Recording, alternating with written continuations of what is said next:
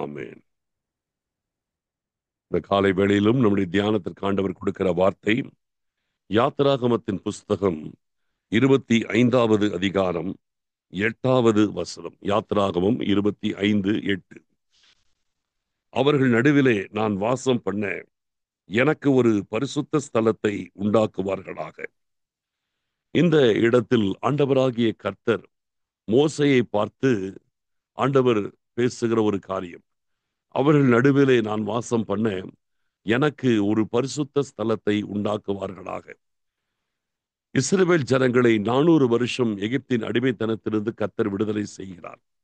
விடுதலையாக்கி அவர்களை செங்கடலை கலக்க பண்ணி வனாந்தரத்தின் பாதையிலே கர்த்தர் நடத்தி கொண்டு வருகிறார். அப்படி வனாந்தரத்தின் பாதையிலே வரும்பொழுது கர்த்தர் அவர்களை கோத்திரம் கோத்திரமாய் நடத்தி வருகிறார். அந்த நேரத்திலே அவர்களுக்கு பிரமாணங்களை கொடுக்கும்படி ஆண்டவர் ஒரு நாள் மோசேயை சீனாய் மலையின் மேல் அழைத்து அந்த ஜனங்களுக்குரிய பிரமாணங்களை கர்த்தர் கொடுக்கிறார்.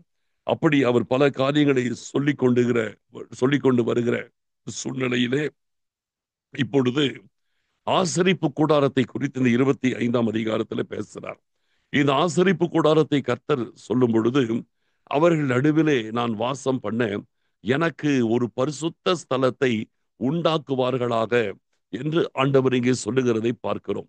இந்த ஜனங்கள் இஸ்ரவேல் ஜனங்கள் வருகிற பொழுது ஆரம்பத்தில் அப்படியே ஒரு மந்தையாக புறப்பட்டு வந்தார்கள்.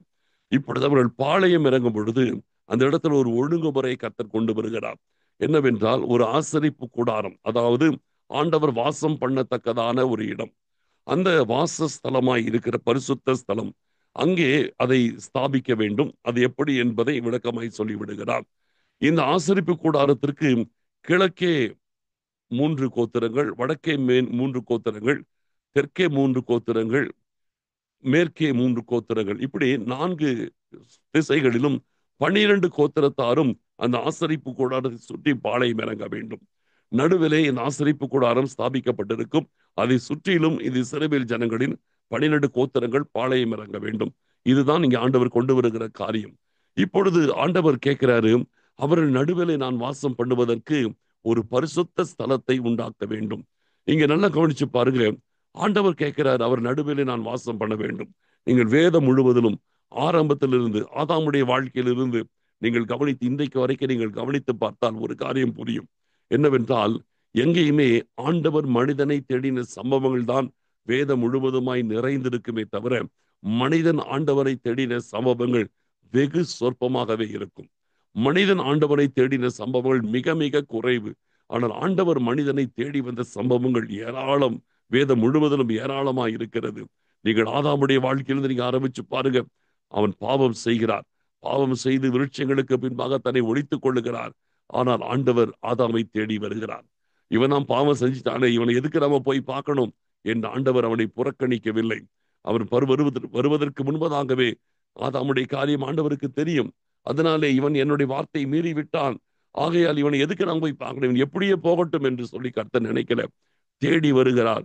தேடி வந்து ஆதாம் இல்லாததை கண்டு உடனே ஆதாமே நீ எங்கே இருக்கிறாய் தேடி வந்து கூப்பிட்டு அவரை சந்திக்கிறார்.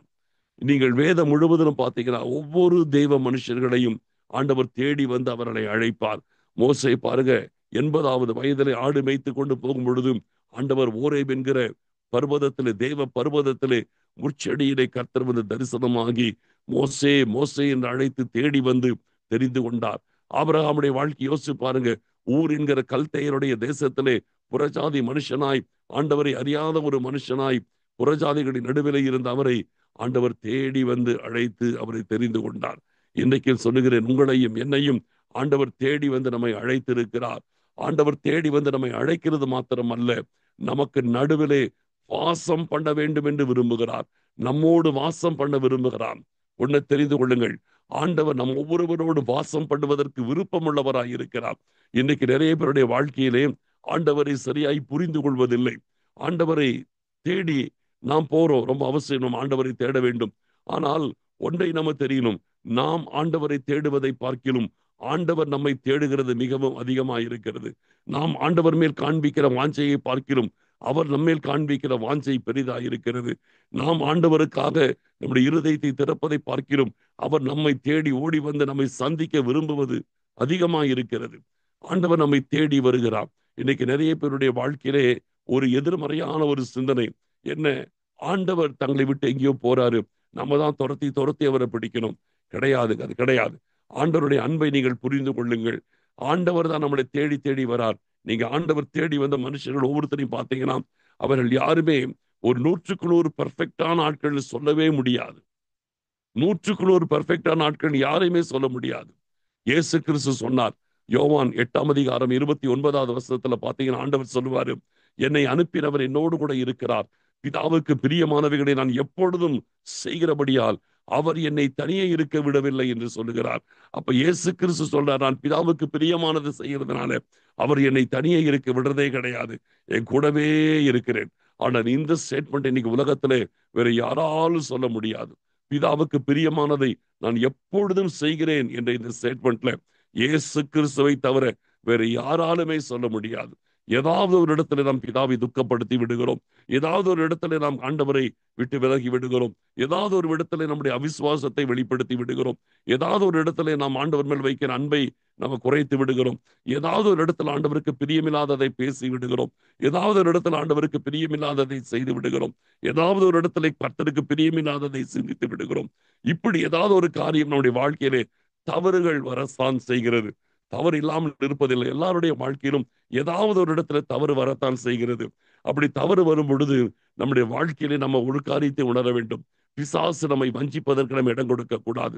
நம்ம ஆண்டவருடைய வார்த்தைகளைத்தான் விசுவாசிக்க வேண்டுமே தவிர, ஆண்டவருடைய வார்த்தைகளை பார்த்து ஆண்டவரை புரிந்து கொள்ள வேண்டுமே தவிர, உங்கள் உணர்ச்சிகளை வைத்துக் கொண்டு நீங்கள் ஆண்டவரை புரிய நினைக்க கூடாது.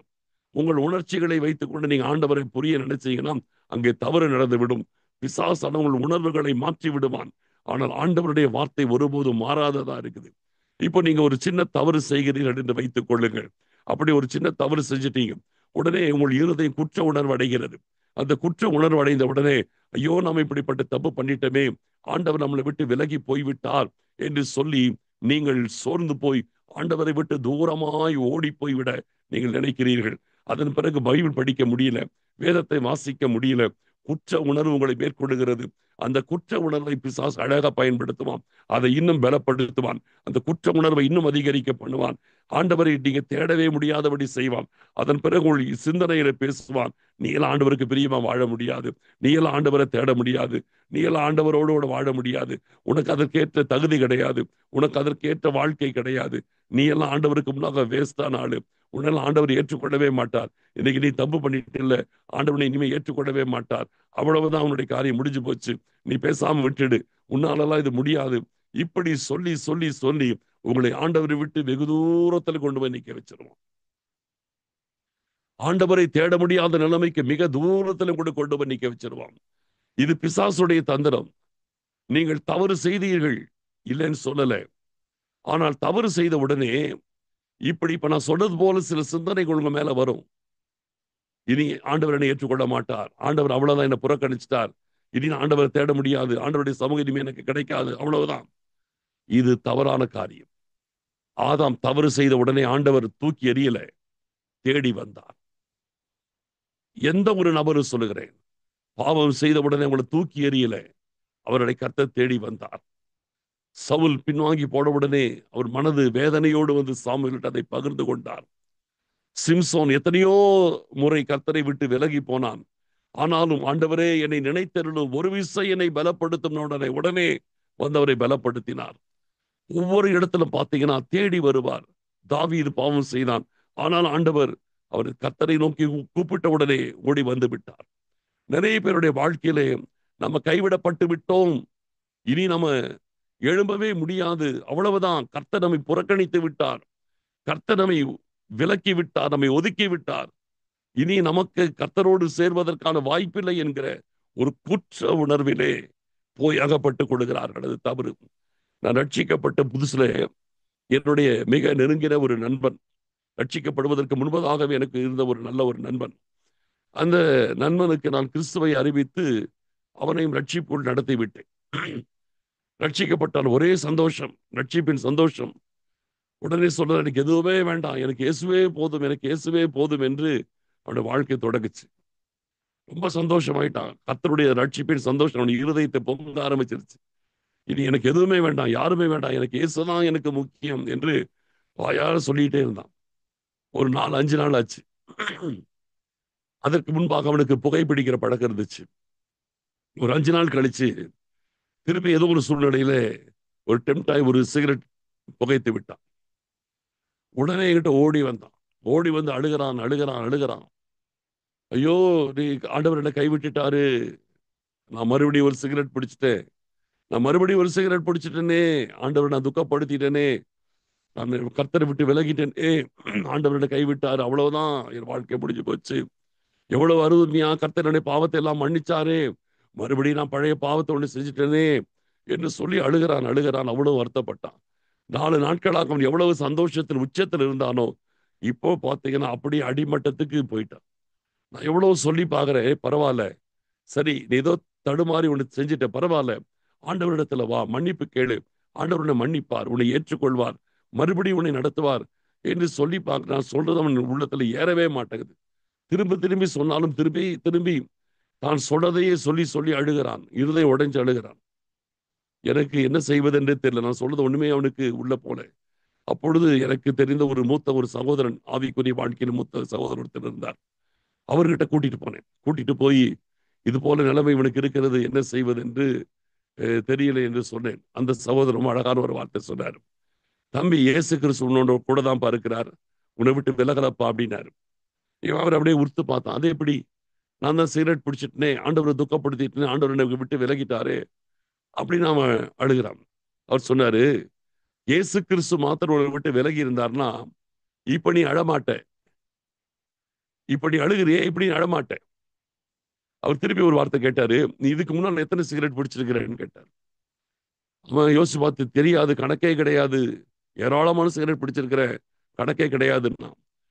அவர் கேட்டாரு, இதுக்கு முன்னாடி எத்தனை சிகரெட் பிடிச்சி என்னைக்காவது நீ அழுது இருக்கிறியா? இல்ல, அழுகல. ஏன் இன்னைக்கு மட்டும் ஒரே ஒரு சிகரெட் பிடிச்சிட்டு அழுகிற? அவனுக்கு ஒண்ணுமே சொல்ல முடியல. அவர் சொன்னாரு, இதுக்கு முன்னால இத்தனை சிகரெட் பிடிச்ச போது உனக்கு அது தப்புனே தெரியல, ஏன்னா இயேசு கிறிஸ்து உன்னோடு இல்ல, அதனால உனக்கு அது தப்புனே தெரியல, அதனாலதான் நீ அதை குறிச்சு ஃபீலே பண்ணல. ஆனா இப்போ ஒரே ஒரு சிகரெட் பிடிச்சு நீ அழுகிற, காரணம் இயேசுவும் கூட இருக்கிறதுனால. இயேசுவும் கூட இல்லைன்னா நீ அழமாட்ட, இயேசுவும் கூட இருக்கிறதுனால தான் நீ அழுகிற. ஏன்னா அவர் உன்னை கூட இருக்கிறதுனால தான் உனக்கு இந்த உணர்வை கொடுத்திருக்கிறார். அதனால இயேசு உன்னை விட்டு விலகலப்பா, உன்னை விட்டு விலகி இருந்தார் உனக்கு இந்த அழுக வராது. அவரும் கூட இருக்கிறதுனால தான் உனக்கு இந்த உணர்வு இருக்கிறது, அதனால தான் நீ அழுகிற. அதனால இயேசு உன்னை கைவிடலைன்னார். அழகா புரிய வச்சார். அப்பதான் அவனுக்கு புரிஞ்சது, ஆமா, இயேசு என்னோடு இருக்கிறார்.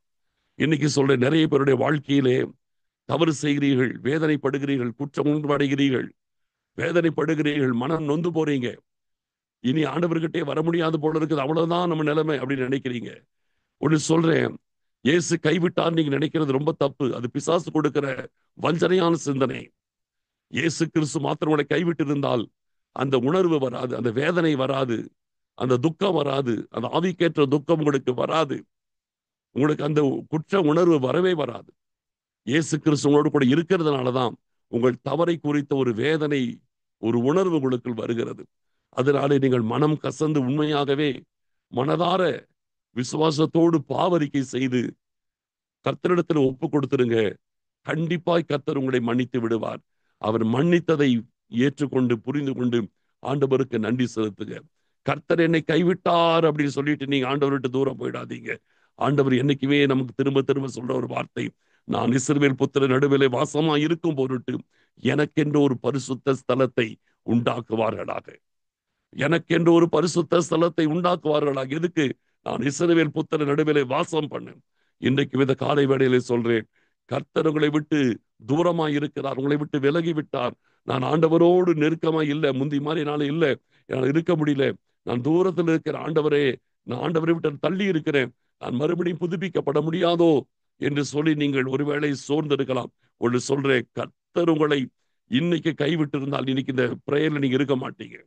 கர்த்தர் உங்களை விட்டு விலகி இருந்தால் இந்த நேரத்தில் இந்த பிரேயர்ல நீங்க கலந்து கொண்டிருக்க மாட்டீர்கள். கர்த்தர் உங்களோடு இல்லைன்னா உங்களால இந்த நேரத்தில் இந்த 1 hour உங்களால் ஸ்பெண்ட் பண்ணியிருக்க முடியாது. இந்த 1 hour நீங்க இந்த இடத்துல ஆண்டவருடைய சமூகத்தில் ஸ்பெண்ட் பண்ணி இருக்கிறீங்கன்னா நிச்சயம் கர்த்தர் உங்களோடு இருக்கிறார். அந்த எண்ணத்தை மறக்கடிக்கிறதற்கு பிசாசு முயற்சி செய்து உங்களை விட்டு, கர்த்தரை விட்டு உங்களை பிரிக்க நினைப்பான். ஏமாந்துராதீங்க, வஞ்சிக்கப்படாதீங்க. ஆண்டவரிடத்துல மனதார ஒப்பு கொடுங்க. ஆண்டவரே ஸ்தோத்திரம் பண்ணுங்க. ஆண்டவரே நீங்க என்னோடு இருப்பதற்காய் ஸ்தோத்திரம். என்னை தெரிந்து கொண்டிருக்கிறீங்க, என் கூடவே இருக்கிறீங்க, என்னை கைவிடல, என் கூட இருக்கிறீங்க, என்னை பலத்தால் நிறைத்து, என்னை புதுப்பித்து, இன்னும் புது அபிஷேகத்தோடு, முன்பை பார்க்கிலும் இன்னும் அதிக பலத்தோடு என்னை தொடர்ந்து என்னை ஓட வைக்க போறீங்க. அதற்காக ஸ்தோத்திரம் என்று ஆண்டவரை ஸ்தோத்திரம் பண்ணுங்க. ஒரு விசை குறைவுகளை அறிக்கையிடுங்க. அதுக்கு பிறகு ஆண்டவருக்கு நன்றி செலுத்துங்க. ஆண்டவரை தொடர்ந்து பற்றி கொண்டு ஓடுங்கள். ஆண்டவர் நம் கூடவே தான் இருக்கிறார். அவர் நம்மை விட்டு விலகுவதும் இல்லை, நம்மை கைவிடுவதும் இல்லை. ஜெபிக்கலாம். ஸ்தோத்திரம் ஆண்டவரே.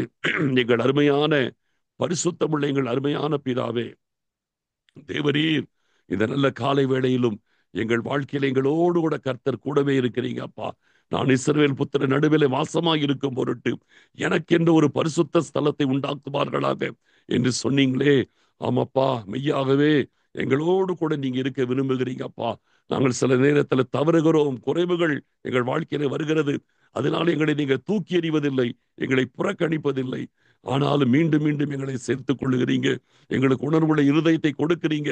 இந்த காலை வேளையிலும் ஆண்டவரே ஒவ்வொருவருடைய இருதயங்களை உணர்த்தியதற்காக ஸ்தோத்திரம். அர்ப்பணிக்க உதவி செய்ததற்காய் ஸ்தோத்திரம். மீண்டும் உம்மோடு நெருங்கி வாழ, உம்மோடு நெருங்கி ஓட ஆண்டவர் கிருபை செய்வதற்காக உமக்கு ஸ்தோத்திரம். கர்த்தர் ஒவ்வொருவரையும் பலப்படுத்தி சத்துருவின் வஞ்சனைகளுக்கு ஒவ்வொருவரையும் விலக்கி காத்துக் கொள்வதற்காய் ஸ்தோத்திரம். தாழ்த்தி அர்ப்பணிக்கிறோம். மகிமைப்படுங்கப்பா. ஸ்தோத்திரம். துதி கன மகிமை யாவற்றையும் நாங்கள் உமக்கு மாத்திரம் செலுத்துகிறோம். இயேசு கிறிஸ்துவின் மூலம் ஜெபிக்கிறோம் நல்ல பிதாவே, ஆமென். என் ஆத்துமாவே கர்த்தரை ஸ்தோத்திரி, என் முழு உள்ளமே அவருடைய பரிசுத்த நாமத்தை ஸ்தோத்திரி. என் ஆத்துமாவே கர்த்தரை ஸ்தோத்திரி, அவர் செய்த சகல உபகாரங்களை மறவாதே. ஆம்.